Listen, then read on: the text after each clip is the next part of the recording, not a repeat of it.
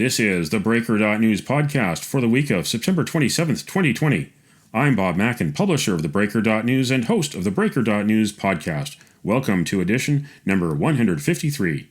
The Breaker is your source for news, opinion, and analysis about British Columbia issues, institutions, and influencers. Later, I'll tell you how you can support the Breaker. On this edition, the Is It Just Me commentary. Headlines from the Pacific Rim and the Pacific Northwest. The Big Deal feature. It is on. BC is going to the polls and the mailbox on October 24th. A pandemic election in a state of emergency, thanks to John Horgan. Sounds of the week that was. I'll also award a virtual Nanaimo bar to those making a difference. Now, is it just me?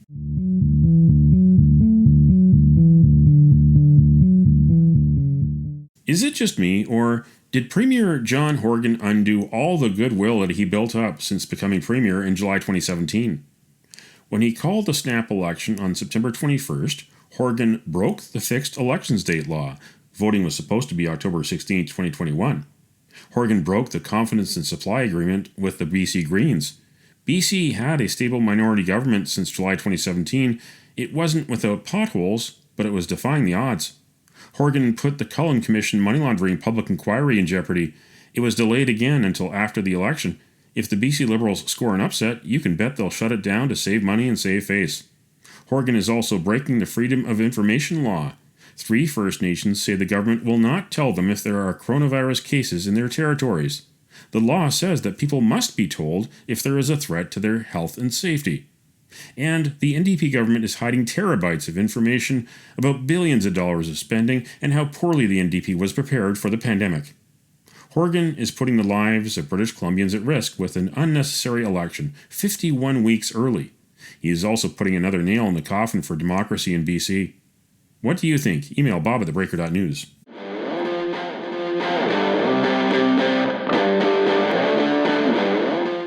It's time on the Breaker.news podcast for Around the Rim. We look at news headlines around the Pacific Rim. In Apple Daily, new police definition of journalists may draw judicial review. Further erosion of freedom of the press in Hong Kong as Beijing moves it closer to becoming a police state.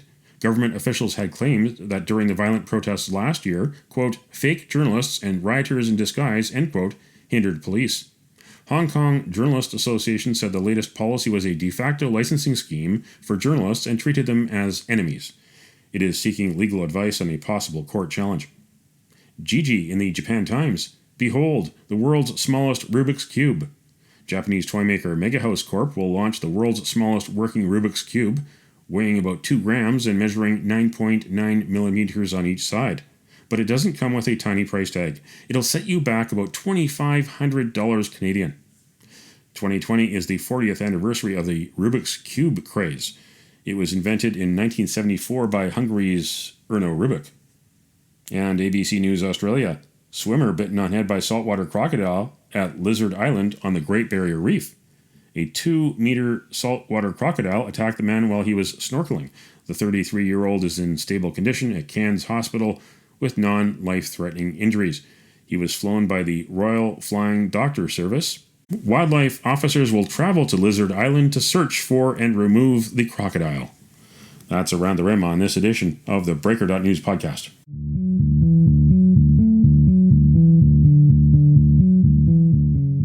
Now it's time on the Breaker.news podcast for Cascadia Calling. We look at news headlines around the Pacific Northwest. In the Daily Astorian, COVID-19 strikes 77 workers at Oregon Coast Seafood Plant. Pacific Seafood used a private lab earlier this week to test the Warrenton, Oregon plant's 159 night shift workers. 77 of them tested positive. In May, an outbreak at Pacific Seafood was linked to 15 COVID-19 cases. In Nanaimo News Now, no official cause found for massive Schnitzer steel fire. Investigators couldn't determine the cause of the large Schnitzer steel fire, which required more than a dozen fire departments to put it out. The investigator couldn't dig deep enough into the cause since so much scrap metal was moved in the Schnitzer steel yard to extinguish the blaze. This was not the first major fire on Schnitzer steel property. A barge in the Fraser River caught fire twice in the fall of 2018. No official cause was found in both instances. In the Seattle Times, seafood institution Ivers temporarily closes Seattle restaurants due to COVID-19. Both Acres of Clams on the waterfront and the Salmon House on Lake Union close September 28th. Quote, without cruise passengers, conventions, tourists, banquets, Sounders, Seahawks, and Mariner fans, and workers in the downtown offices, there are few people eating in our full-service restaurants, end quote, the company said. But the good news, walk-up windows remain open, and the chowder plant in Mukilteo will continue making soups around the clock. That's Cascadia calling on this edition of the Breaker.news podcast. If you drink clam nectar, then really by Hector, you'll feel something new that you never felt before. Your eye will be brighter, your step will be lighter, and love and true romance will knock at your door. You'll come alive, alive, oh, alive, alive, oh. You'll feel something new that you never felt before. If you drink clam nectar, then really Heck, I'll do anything to sell a few cups of clam nectar. New that you never... This is the Big Deal feature on the Breaker.news podcast. The Breaker.news was first to report in August that Premier John Horgan was pondering a snap election for October 24th. Well, it actually happened. Horgan said that he woke up on the last Saturday of summer and decided to call an election, although evidence points to the NDP preparing for months. Horgan met with Lieutenant Governor Janet Austin on September 21st to dissolve the legislature. BC will go to the polls 51 weeks early in the middle of the coronavirus state of emergency. Horgan backed out of the confidence and supply agreement with the BC Green Party and broke the province's fixed elections date law. This is what it sounded like when Horgan announced the election date in a cul-de-sac near his home in Langford on Vancouver Island, with 2 green garbage cans in a yard behind him. I want everyone to know that I've struggled mightily with this decision, and it did not come easy to me. I understand that families are concerned about their loved ones and their livelihood. I know people are uncertain and worried about the future. I understand that full well. But I want to share with you why I believe in my heart that now is the time to have an election. British Columbians have worked hard to get on the right side of the COVID-19 pandemic, but we are far from out of the woods. We are not at the end of COVID-19, we're at the beginning. This pandemic will be with us for a year or more, and that's why I believe we need to have an election now. We can either delay that decision and create uncertainty and instability over the next 12 months, more speculation, more talk about what might be, or we can do what I believe is always the right thing and ask British Columbians what they think. I believe the best way forward is to put the politics behind us. So what's at stake? Well, Horgan wants to parlay his popularity into an NDP majority 4 more years. But it is a gamble. Dave Barrett, BC's first NDP premier, did the same thing in 1975 when he called a snap fall election after being in office for 3 years. He lost. Horgan's opponents call it a power grab. Here is Sonia Furstenau, who became the leader of the Green Party just a week earlier. Just want to start by pointing out that we are now headed into what is a completely unnecessary election.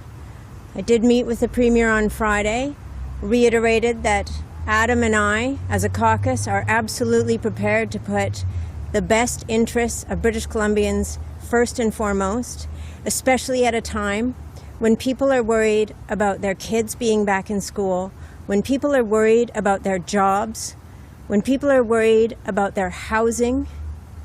This is not a time when we put the interests of a political party ahead of the British Columbians who need to know that we are here to serve them. I am disappointed that this is what John Horgan has chosen to do, and I fully intend to hold him accountable for this decision as we put forward a campaign that will give people an alternative to this style of politics that puts partisanship and party ahead of the well-being and health of British Columbians. Here is Andrew Wilkinson, leader of the official opposition BC Liberals. John Horgan chose politics over people. For no good reason whatsoever, we're now being forced into a general election that nobody in British Columbia wants except the NDP. The only reason for this general election is to try to secure the jobs of the NDP. So to make this completely clear, Think about why we're having this election. It's not necessary. The goal for the NDP is to secure their own employment. So the picture here is that we've got a government that is cynical enough to put us through a general election in the middle of a pandemic. We need leadership.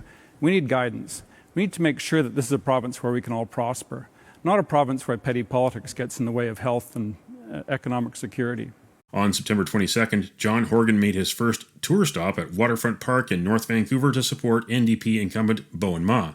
TheBreaker.news was there. Our next question is from Bob Mackin. Bob Mackin, TheBreaker.news. Good morning.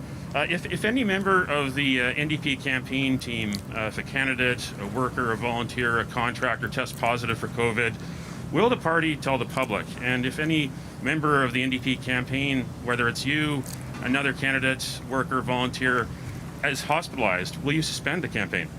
Well, we'll conduct our campaign, as I said, following public health guidelines. And that's the commitment we've made to British Columbians, and I'm going to maintain that from now until Election Day. You didn't give me a yes or no there. I can't predict the health outcomes for people on my campaign or people across British Columbia. I know that we have COVID in our communities, and we have to take steps of physical distancing, which we're doing today at this press conference. We need to wear masks if we're too close to one another. We need to use the hand hygiene that Dr. Henry talks about so ably, and we need to make sure that we take steps as individuals to not just protect ourselves, but those around us. That's my commitment to British Columbians, and I'll stay fast to that. Now, my follow-up is that this campaign, like all campaigns, is not being held in a bubble. We're out here in public today. We are physically distancing. There's also members of the public here. Back earlier this year, when the virus was less of a threat to British Columbians, the NHL wanted to come to Vancouver in a very strict, structured way and play at one venue, be behind security, no fans, behind fences, have hotels. And Dr. Bonnie Henry and your office were involved with the talks with the NHL, who eventually did go elsewhere to Edmonton because BC was being that strict. Now, you told us yesterday that you did not consult with Dr. Henry, and she said that you did not consult with her.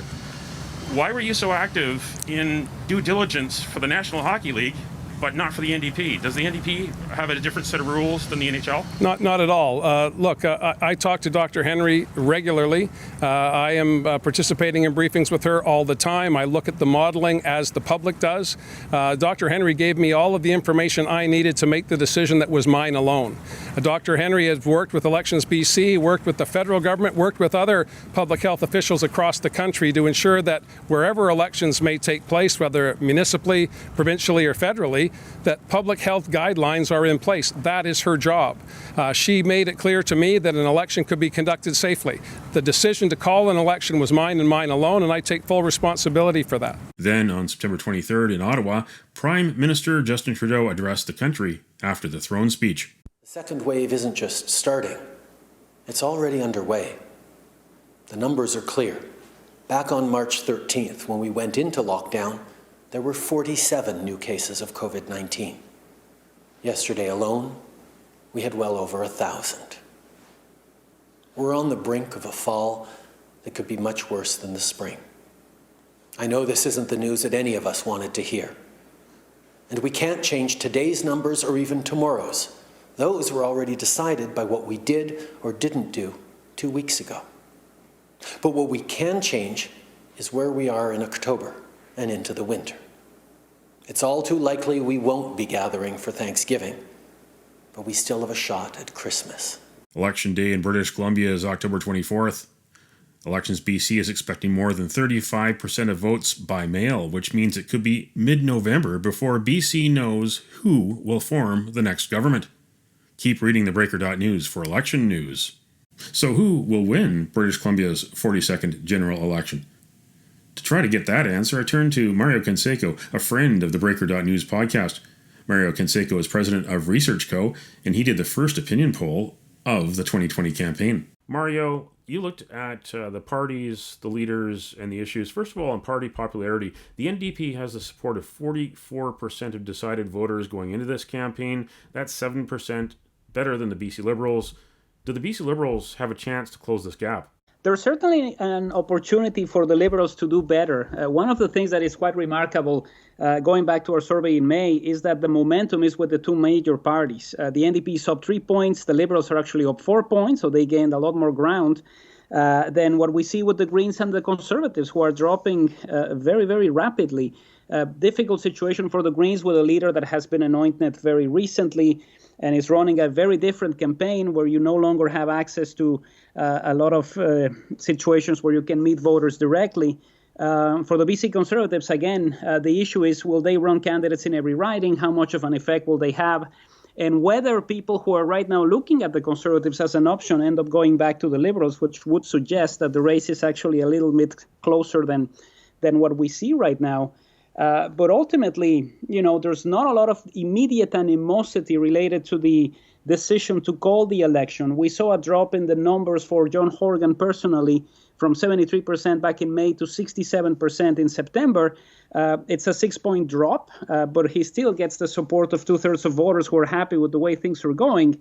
That being said, we're in a situation where the one thing that the government cannot control is the pandemic. They can figure out what type of things they want to talk about when they have a specific release that deals with an issue that voters may care about. But if we have another outbreak, if we have something that happens in a school, if we have something that is affecting the way British Columbians look at this pandemic, then the issue of accountability might start to percolate. Do you think that Furstenau can sustain this throughout the campaign and make a viable push to be a third-party leader in the mold of Andrew Weaver, who brought the Greens to prominence during the last campaign? Well, it's a difficult undertaking because of two reasons. We saw the best numbers for the Green Party happening with Andrew Weaver at the helm, partly because of how deeply respected he is when it comes to academic life and also his expertise when it comes to climate change. It will be difficult to try to sustain that same level of support with somebody who's fairly new to this game, particularly with the constraints of a campaign like the one we are going to be seeing. And it's always difficult to try to figure out that your strategy is to hammer people on accountability. We saw it in the last federal election.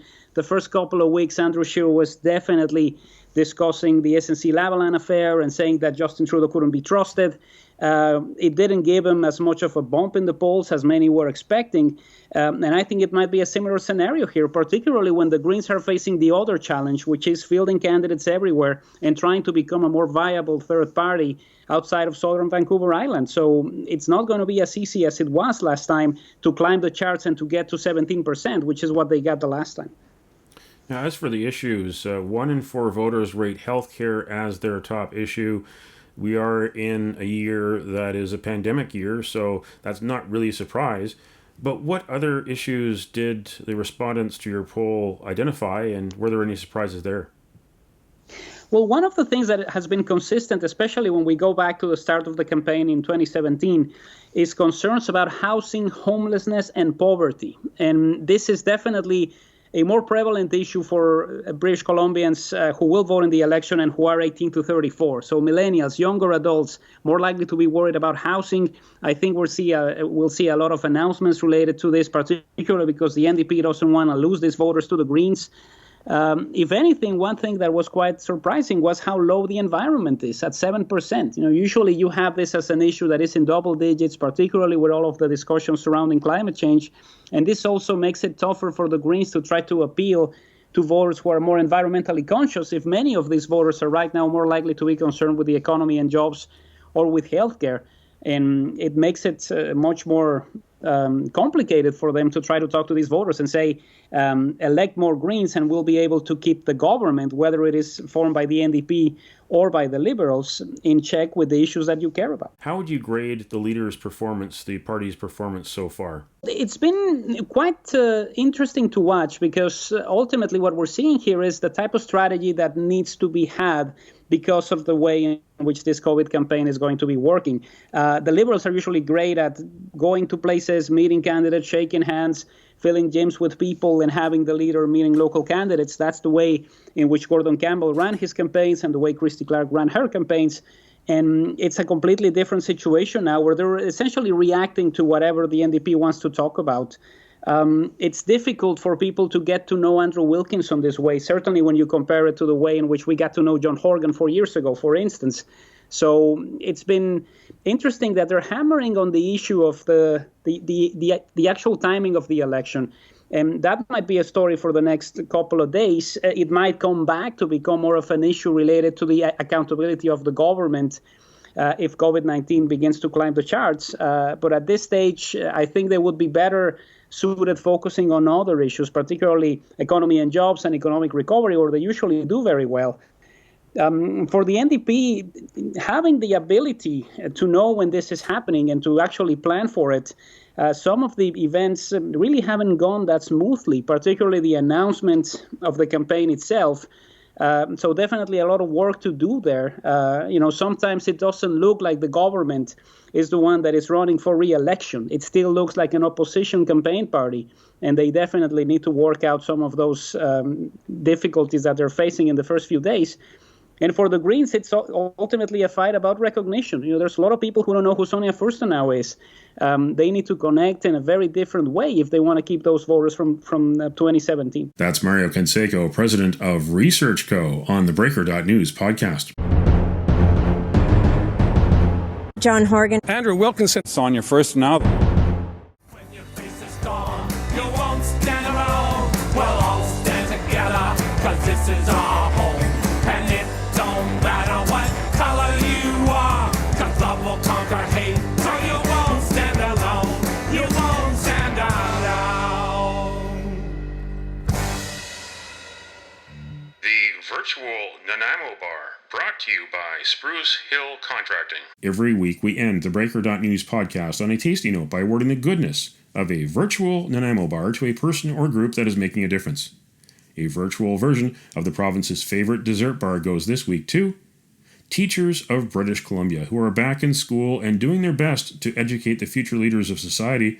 Here is hoping that teachers and students stay healthy during the pandemic. You can nominate someone for a virtual Nanaimo bar. Send us an email to bob@theBreaker.news.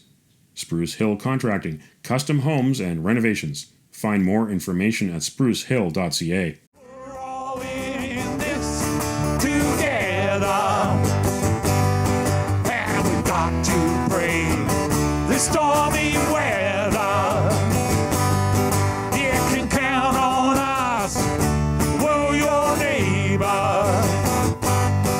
and we're all in this together.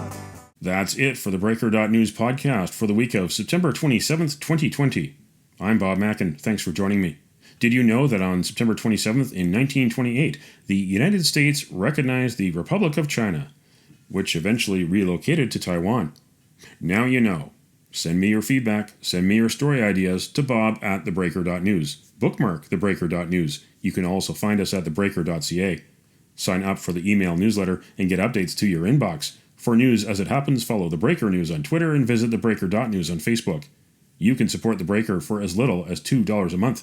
For more information, go to patreon.com/thebreakernews. patreon.com/thebreakernews. Until next week.